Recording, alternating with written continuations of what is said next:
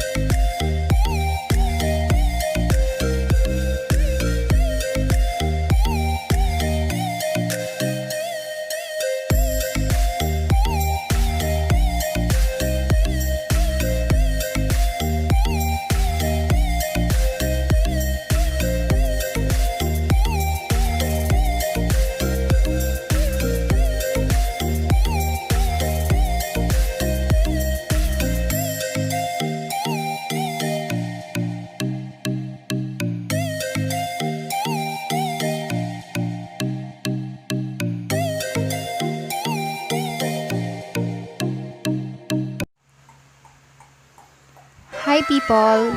Thank you for watching. See you on my next one. Stay home, stay safe. God bless. Bye!